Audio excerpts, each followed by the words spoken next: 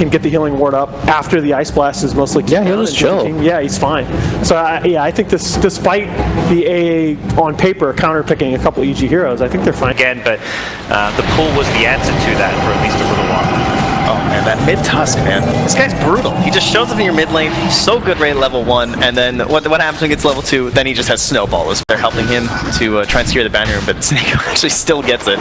He might even beat him to the next one. If there's a skewer, he's just dead here because he can't TP away. And yeah, it looks like they will get a first blood most likely. So Nico accepts his fate. One more right click. Sumail securing the last hit there. Well played there. Block him off. So first blood heading their way. Easy set for EG. Not done. They're immediately coming mid. Crit. And that's certainly one issue with the Navi draft as well. In terms of like that early power and pressure and everything, they don't really have that at all. It's kind of all on the Tiny. Maybe he can make some plays happen, get some combos going on someone, but Tinker and Void are going to need a little bit of time to warm up here. Not done. Coming bottom now. General gets some help from the Sankin with a nice 2-man stun here, but the Ice Shots just last so long. He's still blocked in and will pay for it with his life. Arteezy picking up that kill and Sumail top. Oh. I was thinking about the kill, but unfortunately, Death Prophet, one of those much harder to kill than most heroes. Secret showing up. They're going to get the Cold Feet into a Pyro Strike, but he's already got one Spirit Siphon now. Will he get another? And it looks like he should be okay here with the Tusk coming in. Going to get the Snowball.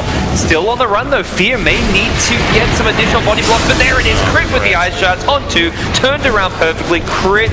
1 or 2 more right clicks will finish him off, but he's done his job. He got a kill for Fear and turned around that game. Maybe play some Greed later on with his custom Misery Midas, but got to get there first. Snowball back.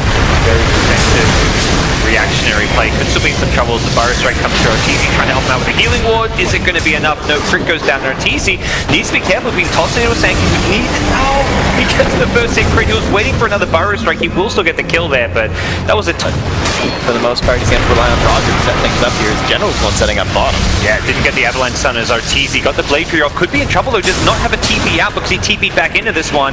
And with the Ice Vortex low, they set up a Pyro Strike toss. He dies for a second time here. So perhaps he may quickly become a target for these rotations. Sanking. Oh, Pyro Strike not even needed to get the kill without him. As EG were looking mid lane. Similar kind of play, the gank onto the 5 position, but this time there is a Dendi Tinker there to help him out. Crit gets the creep deny, but needs to be careful he doesn't pay for this with his life as Dendi is hasted. Bites in that way, and they've been doing a very nice job playing around it, and finally we're going to get this gank through there. Tika is still playing pretty chill. It could backfire before it even begins if they're not careful here. Sumail gets the healing ward help, gets sniped again. This time the Chronosphere going to catch 2. Warlock not level 6, and unfortunately that could be the death of Juggernaut as well. He gets the Blade Fury out, trying to run. Crystallize needs some bashes. He has a bit of time walk out to get some of the damage off, and Nico gets credited the last hit for the kill. 2 cores dying in the top lane. Some kind of over-aggression from EG. It's very rare to see a 10-minute chrono go that well. That's pretty much the dream, being able to wipe out 2 guys like that. And oh, crit. Okay, he'll be fine.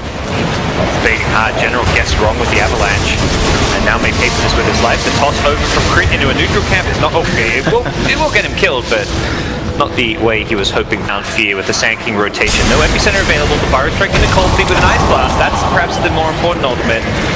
Reverse damage preventing any Spirit Siphon action. Lose Roger on the retreat. Sticking down low. He gets a Pyro Strike out with the magic stick charges, and that should be helpful. Try and keep that blind off you for as much as possible. And Fear setting up. You're kind of waiting for this, but it's too late. You know, it looked like they were baiting Sumail, but the bait was taken and munched up rather quickly. Maybe able to get something in return, but not perhaps something they were hoping for, as Roger dies as the trade-off, and see if EG can turn this into any kind of tier 1 damage or even a complete tier 1 claim, because Navi don't have Ice Blast for a little bit longer, but they do have Chronosphere. With Ice Blast having a short cooldown, they may be able to still make this happen. Fear the target. There's going to be the Chronosphere to start things off. The Rock gets dropped as a counter-initiation tool. Crystallize, though, is still bursting down the Death Prophet. Fear dead already with the Ice Vortex, amping up a lot of that damage, and General trying to get some more here. Tossed back the Tiny onto the, gets the Tusk onto the Warlock here, as he now needs to be a little bit careful. Sumail's returned with an RP, and that's something that looks like Navi have no interest in fighting into. I love how Navi just aren't giving these away, you know? Like, we have such a farm DP, you'll often see teams like try and trade or something like that, but they're way more into fighting, and being able to bring down the Magnus without having to waste the chrono is just massive, because then EG still commit, and they get have a hero push it out. They're so exposed down there because Navi have been sitting around there. Oh, going for the ancient is easy.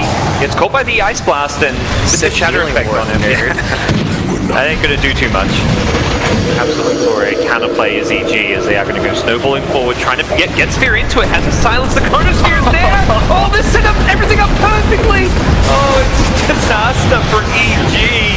They get lined up, taken out. Crystallize even gets a time walk away. Does end up dying still, but if they can bring down Fear. Fear's already gotten one kill for himself. May find a second as General's dead as well. This Death Prophet, level 2 ultimate, proving to be a bit too much to deal with, and I don't think Roger was Trying to catch out the Tinker overall. It definitely makes it look like their split push is better. Jug doesn't have that free game, so he gets spot up top. first him down. Doesn't get the top actually onto Artesian. So that Tinker caught up in that. The Chronos top.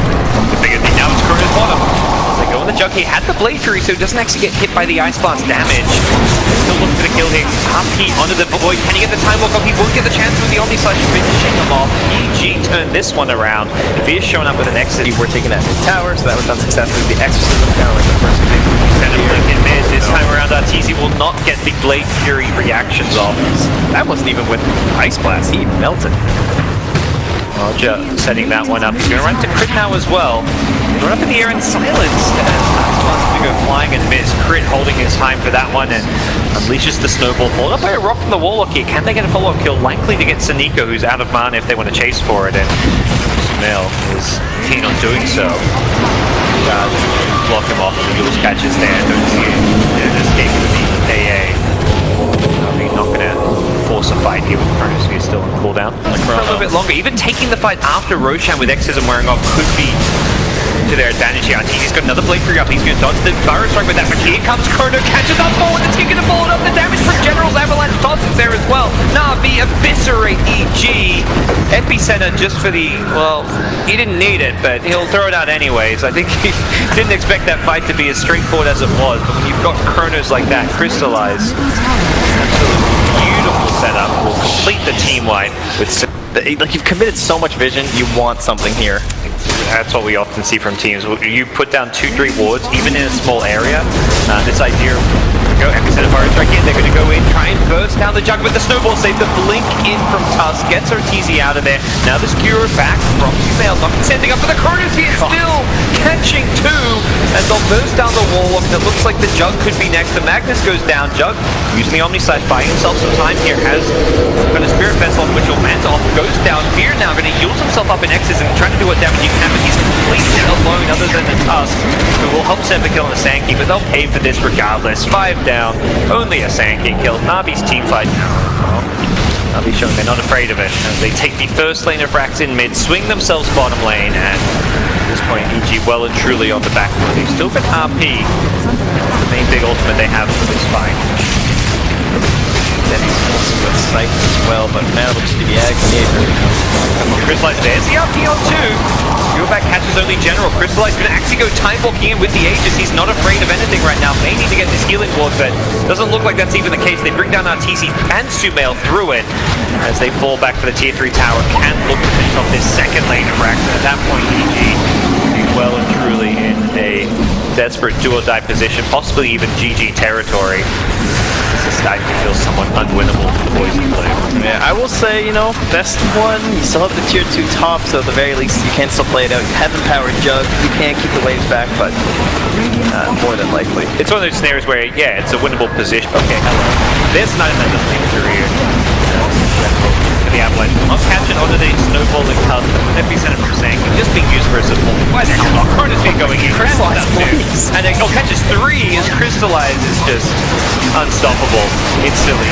GG is called. Misery knows this one is over. This one is done for it. GG have been bested.